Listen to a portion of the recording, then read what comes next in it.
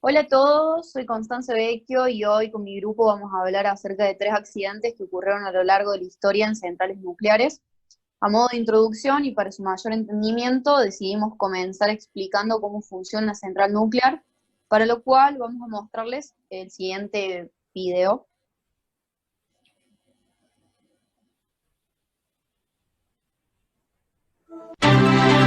¿Qué es una central nuclear? ¿Y para qué sirve? Es una planta generadora de electricidad para el consumo doméstico e industrial. ¿Cómo funciona? Para generar energía necesitamos mucho calor. En el reactor nuclear, este calor es generado mediante la fisión de átomos de uranio que se produce bajo condiciones especiales cuando un neutrón golpea un átomo de uranio 235, dividiendo su núcleo. Esto libera 2 o 3 neutrones que a una velocidad adecuada fisionan otros átomos de uranio, iniciando una reacción en cadena controlada. Este proceso diferencia a la central nuclear de una central térmica convencional. Dentro del reactor, el agua pesada circula por impulsión de bombas. La fisión eleva la temperatura del agua transfiriendo el calor al generador de vapor. El vapor generado impulsa grandes turbinas que, conectadas a un generador eléctrico, permiten completar el proceso de producción de electricidad. Finalmente, el vapor pasa al condensador. Luego, el agua condensada regresa al generador de vapor para repetir el ciclo.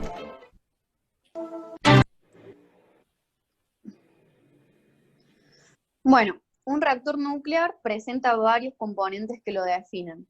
Empezaré hablando por su combustible. El más común usado es el uranio.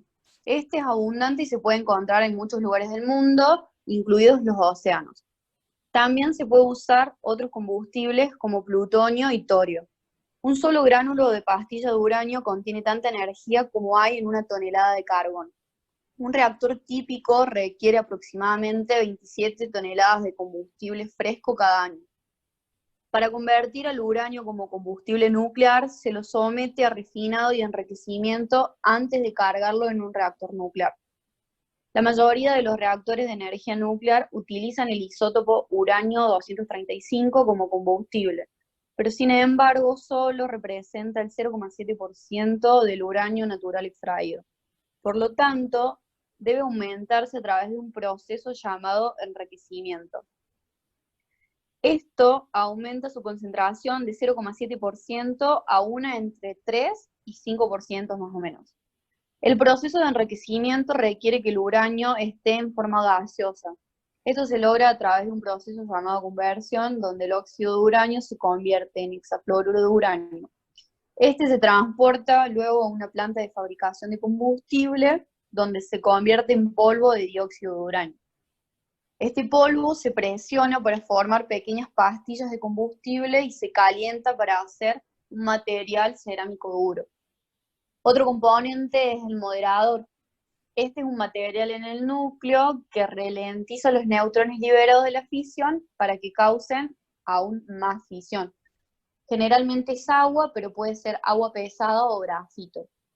También presenta barras de control, las cuales están hechas con material absorbente de neutrones como cadmio, hafnio o boro, y se insertan o extraen del núcleo para controlar la velocidad de reacción o detenerla. En algunos reactores de agua a presión se usan barras de control especiales para permitir que el núcleo sostenga un bajo nivel de energía de manera eficiente. En caso de emergencia, las barras de control se colocan en el núcleo para detener totalmente la reacción de fisión. Detenerla por completo y que el reactor no genere más calor lleva muchos días. Otro componente que tiene es el refrigerante. Es un fluido que circula a través del núcleo para transferir el calor de él. En los reactores de agua ligera, el moderador de agua funciona también como refrigerante primario, excepto en los reactores de agua en ebullición, en los cuales hay un circuito secundario de refrigerante donde el agua se convierte en vapor. Un reactor de agua a presión tiene de 2 a 4 circuitos de refrigerantes primarios con bombas, impulsadas ya sea por vapor o electricidad. También contienen recipientes y tubos a presión por lo general es un recipiente de acero robusto que contiene en el núcleo del reactor y el moderador refrigerante. Pero puede ser una serie de tubos que sostienen el combustible y transportan el refrigerante a través del moderador circundante. Por último, y no menos importante, tenemos la contención, la cual es una estructura que está alrededor del núcleo y los generadores de vapor asociados. Está diseñada para protegerlo de la instrucción externa y también para proteger a los externos de los efectos de la radiación en caso de cualquier mal funcionamiento interno. Suele ser esta una estructura de hormigón y acero de 1 metro de espesor. Los nuevos reactores rusos y otros reactores instalan dispositivos de localización de fusión del núcleo, o también llamados captadores de núcleo, debajo del recipiente a presión para atrapar cualquier material del núcleo fundido en caso de un accidente grave.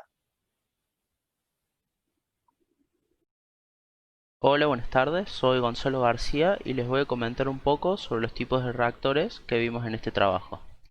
El primero que vimos es el reactor de baja presión, o PWR, que es el más común, con aproximadamente 300 reactores operables para la generación de energía y varios cientos más empleados para la propulsión naval. El diseño de PWR se originó como una planta de energía submarina. Estos usan agua ordinaria como refrigerante y moderador. El diseño se distingue por tener un circuito de enfriamiento primario que fluye a través del núcleo del reactor bajo alta presión y un circuito secundario al que se genera vapor para impulsar la turbina. El agua en el núcleo del reactor alcanza aproximadamente 325 grados Celsius, por lo tanto debe mantenerse aproximadamente 150 veces la presión atmosférica para evitar que hierva. Esta presión se mantiene mediante vapor en un presurizador. En el circuito de enfriamiento primario, el agua también es el moderador, y si algo se convierte en vapor, la reacción de fisión se va a ralentizar. Este efecto de retroalimentación negativa es una de las características de seguridad del tipo de reactor. El sistema de apagado secundario implica agregar boro al circuito primario. Este está bajo menos presión y el agua hierve en los intercambiadores de calor, que son a su vez generadores de vapor. Este vapor impulsa la turbina para producir electricidad, luego se condensa y regresa a los intercambiadores de calor en contacto con el circuito primario. El segundo tipo de reactor que vimos es el reactor de agua hirviendo, o BWR, que tiene muchas similitudes con el PWR, excepto que solamente hay un circuito en el que el agua está a una presión más alta, que aproximadamente 75 veces la presión atmosférica, para que hierva en el núcleo a unos 285 grados Celsius. El reactor está diseñado para operar con entre 12 y 15% del agua en la parte superior del núcleo como vapor, y por lo tanto esta tiene un menor efecto moderador, lo que reduce su eficiencia. Las unidades BWR pueden funcionar en modo de seguimiento de carga más fácilmente que las PWR. El vapor pasa a través de placas más secas, conocidas como separadores de vapor, por encima del núcleo, y luego directamente a las turbinas, que por lo tanto son parte del circuito del reactor. Dado que el agua alrededor del núcleo de un reactor siempre está contaminada con trazas de radionucleidos, esto significa que la turbina debe estar protegida y proporcionar protección radiológica durante el mantenimiento. El costo de esto tiende a equilibrar los ahorros debido al diseño más simple. La mayor parte de la radiactividad en el agua es de muy corta duración. Un conjunto de combustible BWR comprende entre 90 y 100 barras de combustible y hay hasta 750 conjuntos en el núcleo del reactor, que contienen hasta 140 toneladas de uranio. El sistema de control secundario implica restringir el flujo del agua a través del núcleo para que más vapor en la parte superior reduzca la moderación. El último tipo de reactor que vimos es el moderado con grafito de agua ligera, que su diseño principal es el RBMK, que es un diseño soviético desarrollado a partir de reactores de producción de plutonio. Emplea tubos de presión verticales largos de unos 7 metros que pasan por un moderador de grafito y se enfría con agua que se deja hervir en el núcleo a unos 290 grados Celsius y aproximadamente 6,9 megapascales, de manera similar a un BWR. El combustible es óxido de uranio poco enriquecido formado en conjuntos de combustible de 3,5 metros de largo. Con moderación en gran parte debido al grafito fijo, el exceso de ebullición simplemente reduce el enfriamiento y la absorción de neutrones sin inhibir la reacción de fisión, lo que puede llevar a un problema de retroalimentación positiva, que es lo que hizo que nunca se hayan construido fuera de la Unión Soviética. Hola, me presento, yo soy Agustín y voy a hablar sobre algunos conceptos preliminares de radiación, como tipos y cuál es el efecto sobre el cuerpo humano. La radiación es un fenómeno de propagación de energía a través del vacío de un medio material en forma de ondas electromagnéticas o partículas subatómicas. Existen muchas formas de radiación, muchos tipos, que tienen diferentes aplicaciones en varias industrias, pero hoy me voy a enfocar más que todo en las que se relacionan de alguna manera con una central nuclear. Como una categoría más grande tenemos a la radiación no ionizante y a la radiación ionizante. La principal diferencia es que la radiación ionizante tiene suficiente energía para arrancar un electrón de un átomo. Esto quiere decir que se puede propagar a través de un medio material. Y bueno, me voy a enfocar en este tipo de radiación porque bueno, es la que puede llegar a afectar al cuerpo humano y al medio ambiente. Tenemos las partículas alfa, que son núcleos de helio que consisten en 2 protones y 2 neutrones y se emiten a partir de elementos pesados de la naturaleza como el uranio y el radio. Tienen un alto nivel de energía, pero no tienen suficiente energía como para penetrar en la piel, por lo que no son peligrosos si no se emiten dentro del cuerpo humano. Las partículas beta son electrones de movimiento muy rápido que se emiten por muchos elementos radioactivos. Son más penetrantes que las partículas alfa, pero se protegen fácilmente, ya que bueno, la más enérgica de ellas se puede detener con pocos milímetros de madera o aluminio.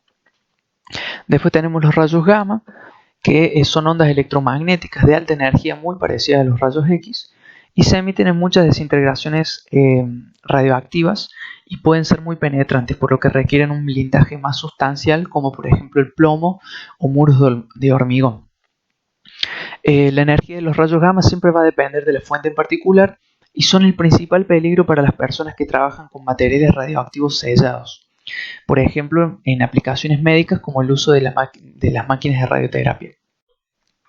También tenemos los neutrones, que son partículas no cargadas, liberadas principalmente por la fisión nuclear, que es la división de los átomos en un reactor nuclear, y por lo tanto rara vez se encuentran fuera del núcleo de un reactor nuclear. Entonces, normalmente no son un problema fuera de las plantas nucleares, por suerte, porque los neutrones rápidos pueden ser muy destructivos para el tejido humano. También hay que tener en cuenta que los neutrones son el único tipo de radiación que puede hacer que otros materiales que no son radiactivos se vuelvan radioactivos. Acá, como vemos, tenemos una imagen del poder de penetración de los diferentes tipos de rayos. Como vemos, los rayos gamma y la partícula neutrónica son los más potentes, los más penetrantes y requieren blindajes más sustanciales. La unidad de radiación normalmente utilizada en una central nuclear para medir los niveles de radiación es el sievert, que es una unidad de medida ponderada que tiene en cuenta los efectos biológicos de los diferentes tipos de radiación e indica una dosis equivalente. Dado que el sievert es un valor relativamente grande, la dosis para los humanos normalmente se mide en milisieverts, es decir, una milésima parte de sievert. Refiriéndonos a los efectos de la radiación ionizante, hace tiempo ya que se reconocen los beneficios de las dosis bajas, en donde se utiliza para aplicaciones médicas, pero los estándares de protección radiológica suponen que cualquier tipo de dosis de radiación, por pequeña que sea, implica un posible riesgo para la salud humana. Sin embargo, no se indicó ningún riesgo de cáncer o efectos inmediatos a dosis inferiores a 100 milisieverts por año. A niveles bajos de exposición, los mecanismos naturales del cuerpo generalmente reparan y pueden reparar el daño de la radiación al ADN poco tiempo después de que ocurra. Sin embargo, la irradiación de alto nivel entorpece estos mecanismos de reparación y provoca un daño permanente en el cuerpo humano, como vemos en estas imágenes. Hola, mi nombre es Simón Mariotti y voy a empezar a contarles sobre el accidente en 3 Mile Island. Comenzó el 28 de marzo de 1979 a las 3:58 de la mañana, cuando se produjo un fallo mecánico o eléctrico, que el día de hoy todavía no se sabe bien qué pasó, en el circuito secundario de la planta. Este fallo provocó que las bombas de alimentación dejen de funcionar, haciendo que la temperatura y la presión del sistema principal aumenten. Como medida de seguridad, primero la turbina y después el reactor se apagaron automáticamente. Debido al aumento de la presión, se activa la válvula de alivio PORB, lo cual libera esta presión que se había acumulado, pero cuando se manda la señal para que esta válvula se cierre, ocurre un error en el sistema en donde en el tablero de control indicaba que la válvula se había cerrado correctamente, mientras que esta permanecía abierta. Además de eso, cuando quieren poner en funcionamiento el sistema de agua de emergencia secundario, que es el encargado de enfriar al sistema primario, no pueden hacerlo porque 2 días antes lo habían utilizado para hacer una prueba en la cual cerraron una válvula principal de este sistema que permitía su funcionamiento. Por un error administrativo o de personal no se volvió a abrir. Los operarios se demoraron 8 minutos en darse cuenta de ese error. Una vez abierta esta válvula, el sistema de refrigeración de emergencia empieza a funcionar correctamente, pero el refrigerante empieza a salir por la válvula de alivio que había quedado abierta. Salían aproximadamente 450 litros por minuto. Los instrumentos de medición en la sala de control indicaban que el reactor se estaba llenando de agua gradualmente. En el manual de instrucciones decía que no se podía dejar que el reactor llegue a su capacidad máxima de agua porque el aumento de presión podría hacer explotar a todo el sistema de refrigeración. Pero este refrigerante en realidad se estaba derramando, el reactor seguía aumentando su temperatura y los operarios estaban confundidos porque el volumen de refrigerante dentro del reactor se mide indirectamente de acuerdo a la presión que hay dentro del mismo. Como las bombas de agua no estaban preparadas para soportar el vapor que venía del reactor, empezaron a vibrar, corriendo el riesgo de que se rompan, entonces los operarios decidieron apagarlas completamente. El núcleo empieza a quedar descubierto de refrigerante alcanzando los 1000 grados Celsius. Si llega a los 3000, se funde y atraviesa la pared del reactor, pudiendo llegar a la Tierra. 2 horas después de que comience el accidente, un operario encuentra la válvula abierta. Para ese entonces ya se habían evaporado y derramado más de 100.000 litros de refrigerante adentro del edificio de contención. La lectura de radiación dentro de este edificio alcanzaban aproximadamente los 10.000 rem por hora, siendo que lo máximo que puede recibir una persona en un año son 5 rem. Debido a esto, el director general de la central declara la alerta general. La compañía Metropolitan Edison, que es la encargada de la central, no lo declara oficialmente, sino que fue transmitida por una central de radio a las 8:33 de la mañana. La noticia llega al gobernador de Pensilvania, el cual en una conferencia de prensa dijo que todo está bajo control y que no había riesgo para la salud y seguridad pública. En la central, a las 10:17 de la mañana, se estima que la radiación en el edificio de contención era suficiente para matar a un hombre en 20 segundos. Entonces el director de la planta ordena que se usen los equipos de respiración de emergencia. A las 11 de la mañana se descubre que la radiación se filtraba a la atmósfera. Los diseñadores del reactor logran comunicarse con la sala de control a las 7:33 de la tarde. Les informan que, sin flujo de agua de refrigeración por el núcleo del reactor, este se fundiría. Finalmente se ponen en marcha las bombas, lo que estabiliza la temperatura y la presión del reactor. El 29 de marzo, a las 8:30 de la mañana, se envía un operador a la sala del reactor para medir la radiactividad presente en el agua. Se registran 1000 rem por hora de radiación que se filtra por las paredes. Aún así, oficialmente se afirma que la situación está controlada y que la salud pública no ha sido comprometida. El sótano del edificio se encuentra lleno de agua de refrigeración contaminada, que emite radiación que no puede continuar acumulándose. Se toma la decisión de liberar los gases emitidos por el agua a la atmósfera. El 30 de marzo, la Comisión de Regulación le recomienda al gobernador la evacuación debido a los altos niveles de radioactividad. Las autoridades instan a la gente a quedarse en casa, pero finalmente se comunica que los niños y las mujeres embarazadas en un radio de 8 kilómetros de la planta deben abandonar la zona.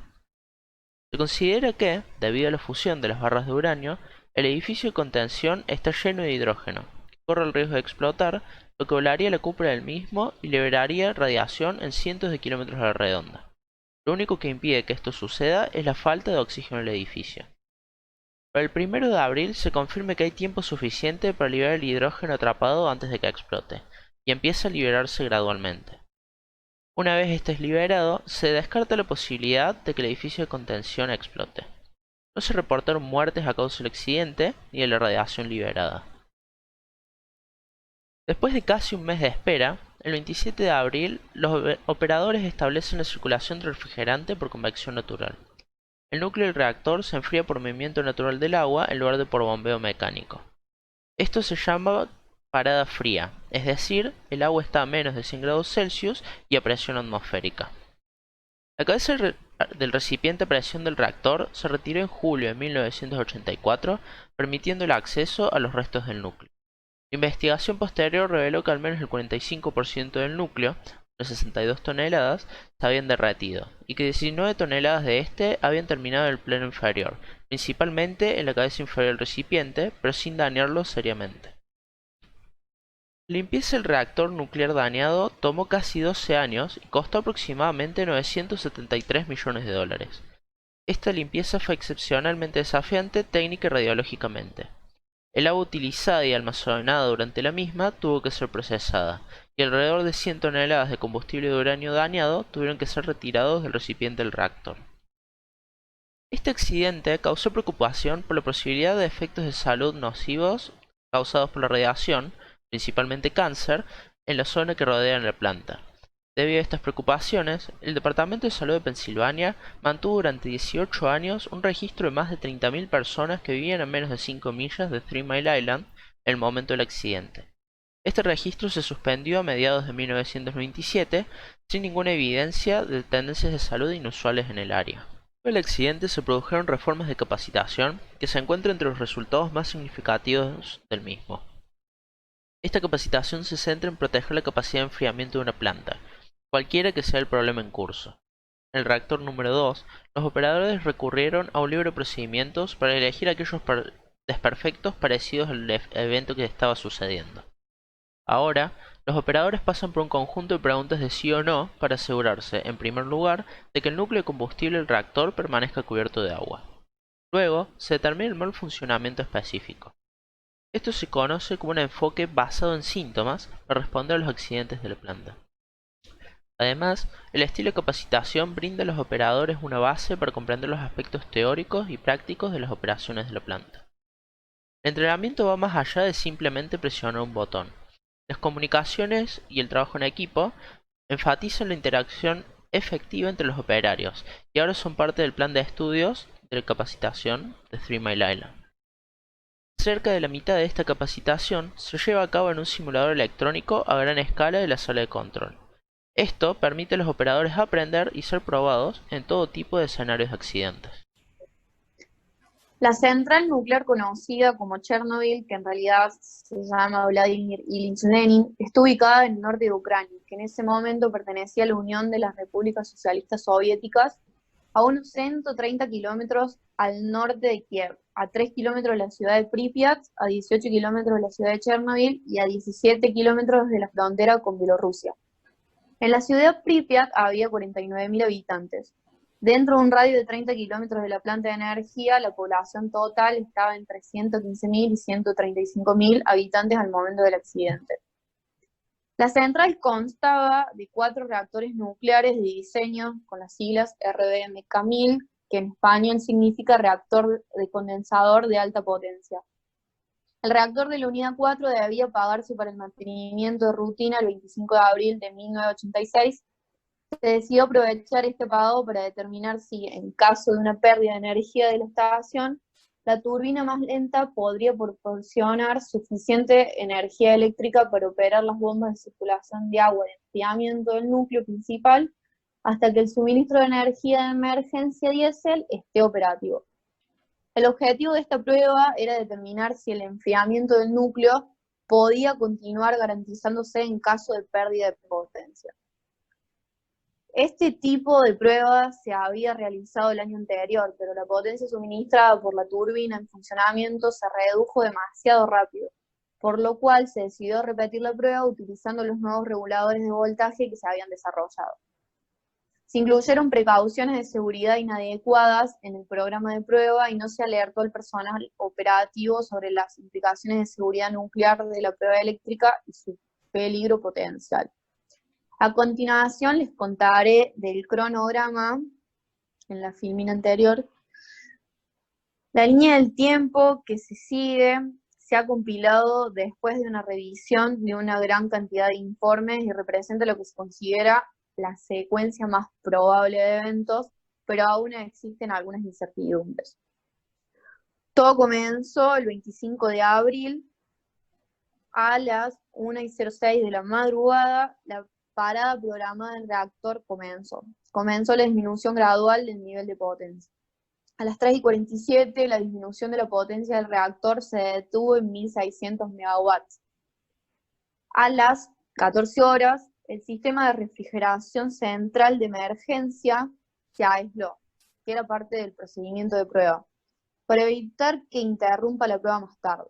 El hecho de que el sistema estuviera aislado no contribuyó al accidente. Sin embargo, si hubiera estado disponible, podría haber reducido ligeramente el impacto. La potencia debía reducirse aún más. Sin embargo, el controlador de la red eléctrica en Kiev solicitó al operador del reactor que siguiera suministrando electricidad para poder satisfacer la demanda. En consecuencia de esto, el nivel de potencia del reactor se mantuvo en los 1600 megawatts y el experimento se retrasó. Sin este retraso, la prueba se habría realizado durante el turno de día. De acuerdo con el cronograma de prueba planificado, aproximadamente una hora después, el sistema de refrigeración central de emergencia se apagó mientras el reactor continuaba funcionando a la mitad de potencia. A las 23:10, el controlador de la red acordó una nueva reducción de potencia y a la medianoche ocurre el cambio de turno. Luego, el 26 de abril, a las 00:05 de la madrugada, el nivel de potencia se redujo a 720 megawatts y continuó reduciéndose. Aunque declararon que la operación por debajo de 700 megawatts estaba prohibida, no se prohibió la operación sostenida del reactor por debajo de este nivel. A las 0:28 de la madrugada, con un nivel de potencia de aproximadamente 500 megawatts, el control se transfirió del sistema de regulación local al automático.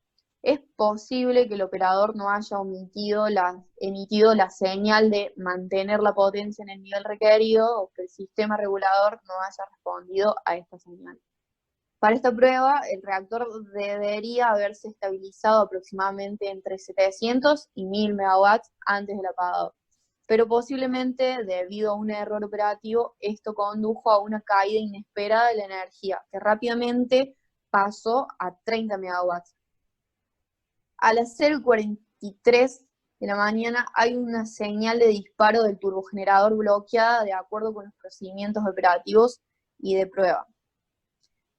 Y a la 1 de la madrugada la potencia del reactor aumentó a 200 megawatts y se estabilizó. Se había violado el margen de reactividad operativa requerido de 15 barras. Se tomó la decisión de llevar a cabo las pruebas de reducción del turbogenerador a un nivel de potencia de aproximadamente 200 megawatts.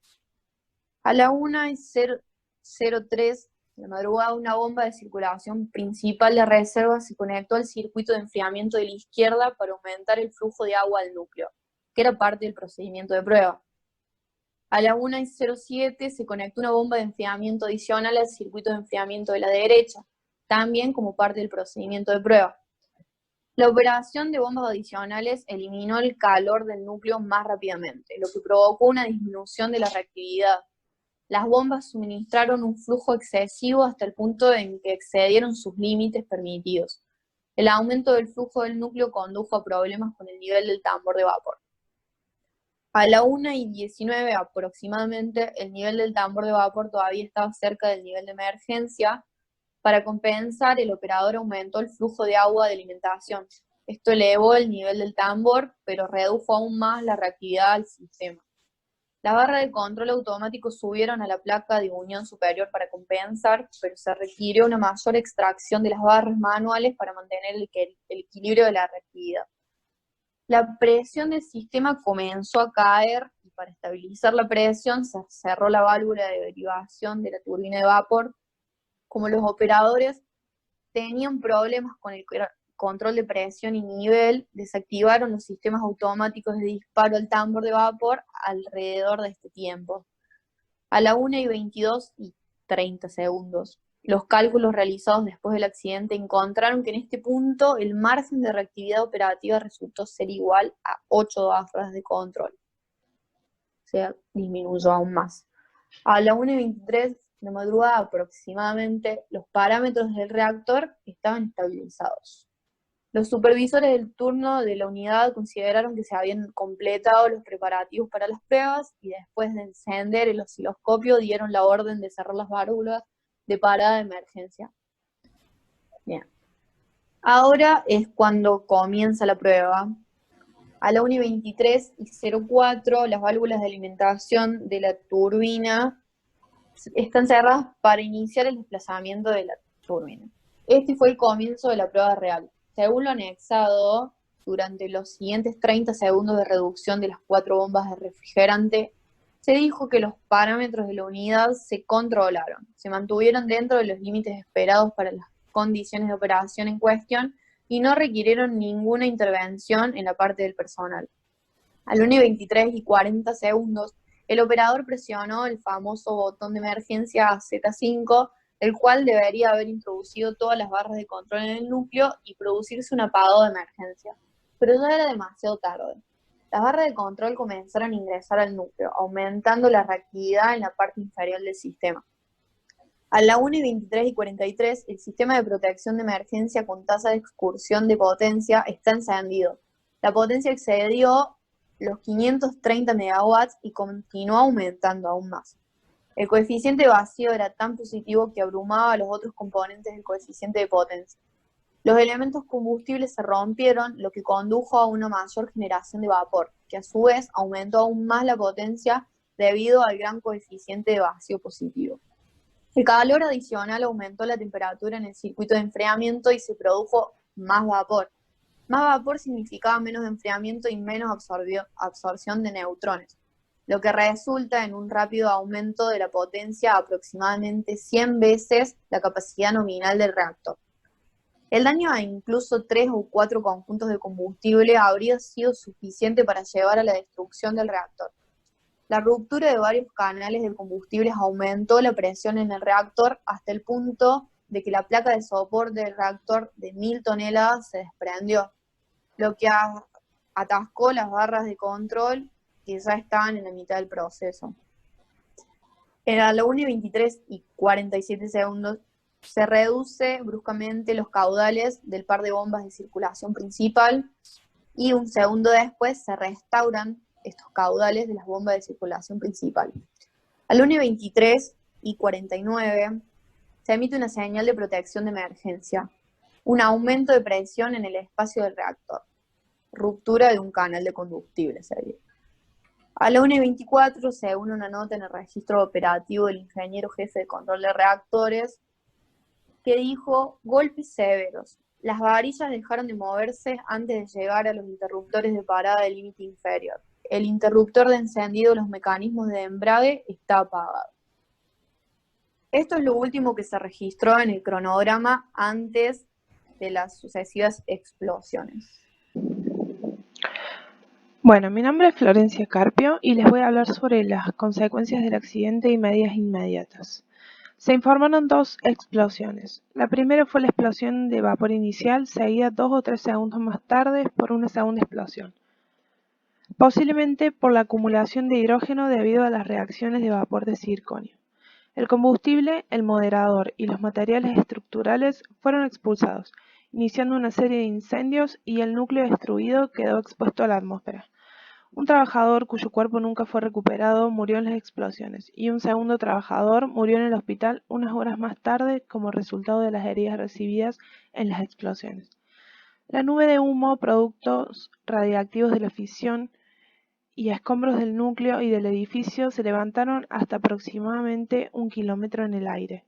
Los escombros más pesados se depositaron cerca del sitio, pero componentes más livianos, incluyendo productos de la fisión y prácticamente todos los gases nobles, fueron arrastrados por el viento hacia el noroeste de la planta.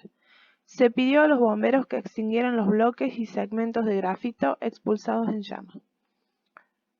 Las técnicas básicas utilizadas con éxito fueron el aislamiento y la extinción del agua de los bloques de grafito. Se usó agua para extinguir los incendios en techos, salas de cables y otras superficies, y para apagar incendios en grafito y otros materiales y escombros estructurales. Los aerosoles de espuma se aplicaron principalmente en habitaciones y áreas que contenían materiales inflamables como gasóleo, productos químicos, cables, etc.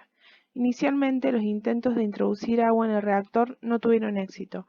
El agua suministrada por las bombas de agua de alimentación de emergencia, inyectadas a una velocidad de 200-300 toneladas hora, fue a otras partes del circuito dañado.